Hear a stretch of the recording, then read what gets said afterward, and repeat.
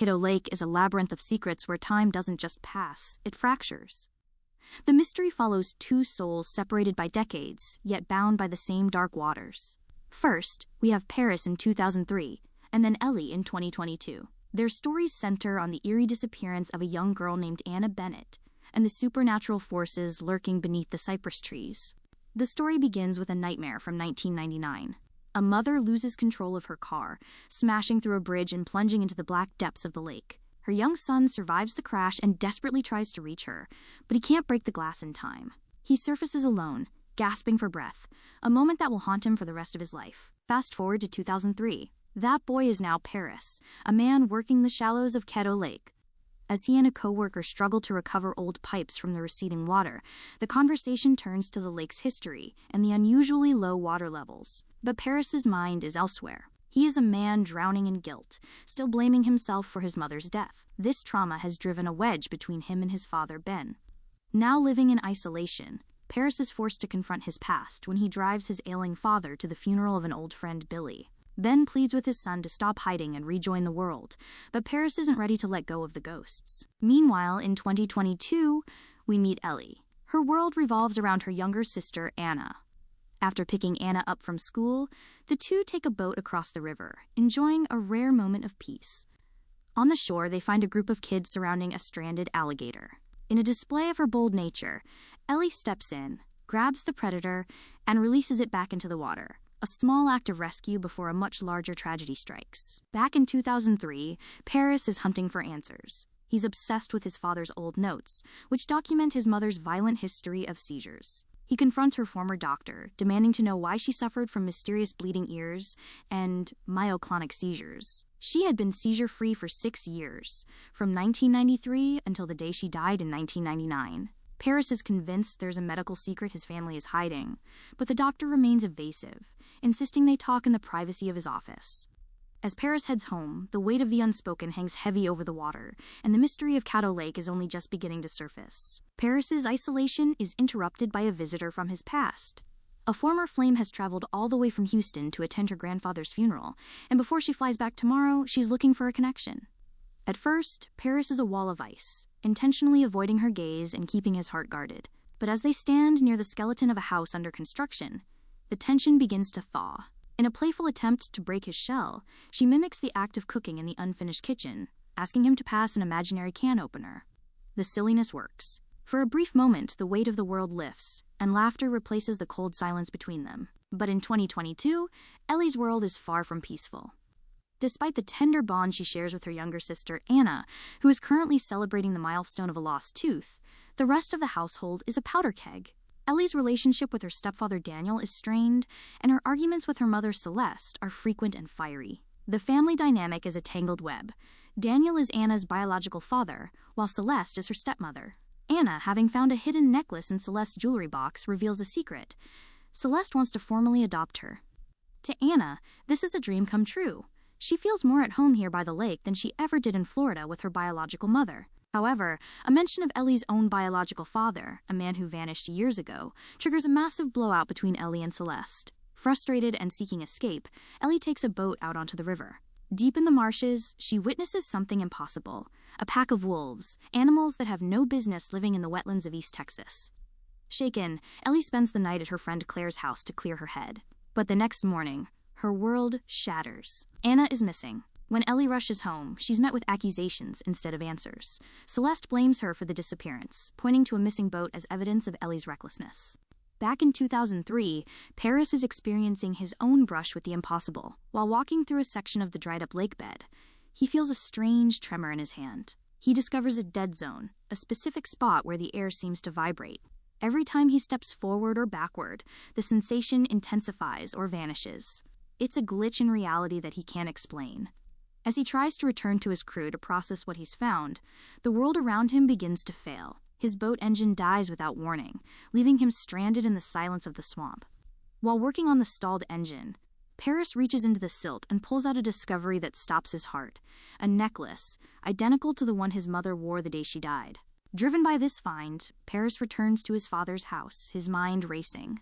He remembers the tremors his mother suffered, and a chilling thought takes root. What if she wasn't sick? What if she was misdiagnosed? He becomes convinced that the lake itself, and the strange vibrations he felt, is the key to her suffering. He leads his friend to the exact spot where he felt the tremors, desperate to prove it, but the lake is silent. The glitch is gone. As the sun sets, Paris's search for the truth becomes an obsession. He begins cross-referencing years of lake-level data with his father's meticulous records of his mother's seizures. The pattern he finds is terrifying. Her seizures perfectly align with the lake's water levels. Every time the water dropped, her condition flared. He shows the data to his friend, but she's skeptical, insisting it's just a genetic tragedy, not an environmental one. Hurt and obsessed, Paris shuts her out. He's now a man on a mission that no one else understands. In 2022, Ellie is facing a different kind of ghost. During a heart-wrenching confrontation with her mother, the lies she's believed for years finally crumble. Ellie always thought her biological father had simply vanished, a mysterious disappearance she could romanticize. But Celeste reveals a harsher reality. He didn't disappear. He abandoned them. He walked away from his family for another woman. Fueled by a bitter, searing fury, Ellie takes a boat out onto the lake to escape the pain. But as she drifts through the dark, the impossible happens. In the blink of an eye, the pitch-black night vanishes, replaced by the blinding glare of high noon. The forest around her has transformed. Disoriented and terrified, Ellie sees a man in the distance and begs for a ride back home. But when she arrives, she finds her mother in a panic, crying that Anna has gone missing. Ellie is confused. This is what happened yesterday. Then she looks through the window and sees the impossible. Her own reflection from the night before, arriving home with the boat. The realization hits her like a physical blow.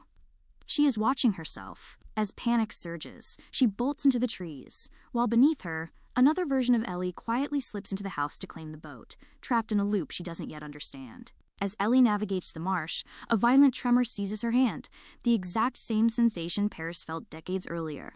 She realizes she hasn't just moved through space, she has moved through time. Having passed through the portal, she returned a day earlier than she left, finding herself adrift in a world where identity and reality blur. She hears echoes of Anna's voice, a ghostly guide leading her back toward the rift. But as she crosses again, the physical toll becomes clear. Her ears begin to bleed, just like Paris's mother. When Ellie finally spots Anna, relief quickly turns to horror. Anna is describing an event that happened a month ago. In a surge of panic, Ellie checks Anna's teeth. The tooth she had just lost is back in her mouth. This isn't the Anna Ellie was looking for.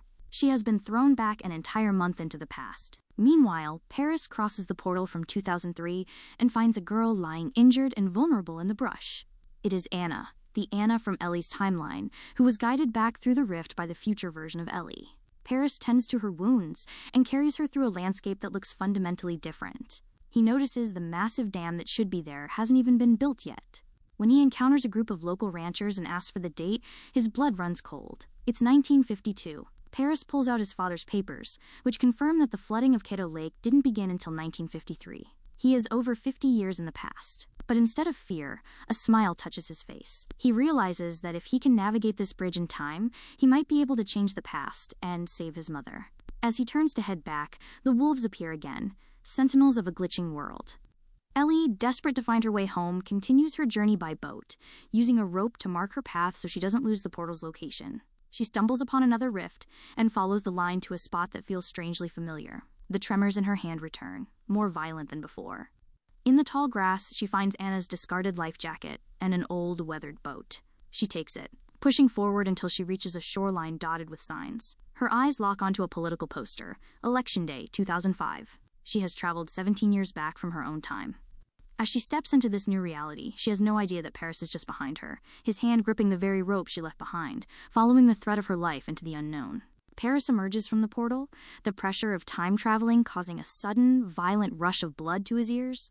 He finds the end of Ellie's rope, but the hope of a quick return is shattered when a stern voice commands him to stop. Authorities inform him he's in a restricted boat channel. Panic-stricken, Paris tries to flee, but the pursuit is short-lived. He wakes up in a hospital bed, disoriented and desperate for answers. When the staff reveals the date, his world collapses. It is 2022. He has leaped 19 years into the future. In 2005, a younger Ellie, trapped 17 years in her own past, is wandering the streets, showing Anna's picture to anyone who will look. Outside a store, she spots a familiar glint inside a parked car, the necklace. Believing it belongs to her missing sister, she breaks in to take it, only to be confronted by the car's owner. a young woman named Celeste. A desperate fight breaks out, but the struggle stops when Ellie demands to know where the necklace came from. Celeste looks at the missing person flyer in Ellie's hand and drops a bombshell.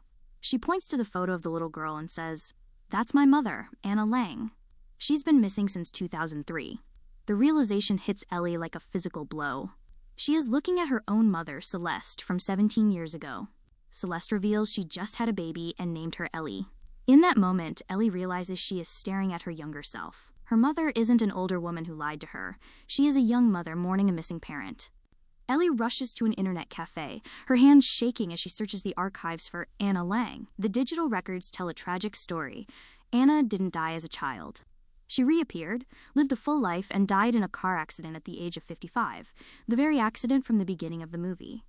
Ellie prints out the photos, comparing the face of her young sister to the face of the woman in the archives. They are the same person. Her sister, Anna, is also her grandmother. She weeps as she realizes she has been tracing the timeline of Anna's entire life, her marriage, her aging, and the son she eventually gave birth to, Paris. Back in 2022, Paris is being interrogated about the boat he was found in, a boat that officially belongs to Ellie in this timeline. Outside, the sky breaks open. The rain begins to pour, and Paris knows what that means. The water levels are rising, and the portal is closing.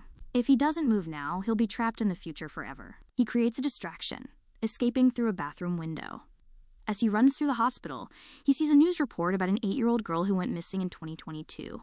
He realizes with a shock that the missing girl is his own mother. He manages to find his father, Ben, now an old, dying man in this timeline. Paris kneels by his side and delivers the truth. He found her. He tells Ben about the place on the lake where time shifts, explaining how he carried the injured girl in his arms. As the police close in, Paris makes a final, desperate peace with his father. He promises that he's okay now. He doesn't want to run anymore. He wants to go home, to live with the truth, and to finally be the son his family needed, no matter which year he finds himself in. Desperate to reach the portal before the rising tide seals it, Paris leaps from the hospital window and attempts to hijack a car. Fate intervenes in a chilling way. The drivers are Celeste and Daniel. They are stunned. The man standing before them looks exactly like the man who vanished nearly 2 decades ago. Paris speeds away, leading the police on a high-speed chase that ends on a bridge, trapped by a blockade. With no other choice, he plunges into the dark waters below. But the dam has breached. The sheer force of the floodwaters slams Paris against the rocks. In a tragic echo of his mother's death on a bridge in 1999, Paris loses his life, unable to make it back to his own time. Meanwhile, Ellie is making her own desperate journey back through the woods. She clings to her rope, but in the chaos of the shifting dimensions, she loses the necklace. As she crosses the threshold, the rising water level disrupts the portal, snapping her lifeline. She emerges 3 days into the future. When she encounters Daniel, he is shaken. He tells her about a man who stole his car, a man Celeste is convinced was Ellie's father. But the news is grim. The man is dead. The pieces of the puzzle finally lock into place for Ellie. She explains the impossible truth to her family. They are all bound together through Anna. She shows Celeste the school photo from 1952. Anna, the 8-year-old sister who vanished in 2022, is safe, but she is living in the past. Paris didn't just find her. He saved his mother's life in 1952, achieving the one thing he couldn't do on that bridge in 1999. The family tree is a closed circle. Anna, the young girl from 2022, travels to 1952 where she grows up to become the mother of Paris. Paris, in 2003, enters the lake and eventually fathers Ellie with Celeste, before disappearing into the future to save his own mother. Celeste always believed Paris had abandoned them for another woman. Now she realizes he was never running away. He was trying to find his way back to her. The movie ends on a haunting, contemplative note. The past cannot be erased, and the loop of Caddo Lake may be destined to repeat, but the truth brings a different kind of peace. Paris and Ellie face the terrifying legacy of their bloodline and the lake's supernatural entities, uncovering a story of a family that is lost in time, yet forever connected. They may not be able to escape the cycle, but they have finally found the healing that comes from knowing the truth.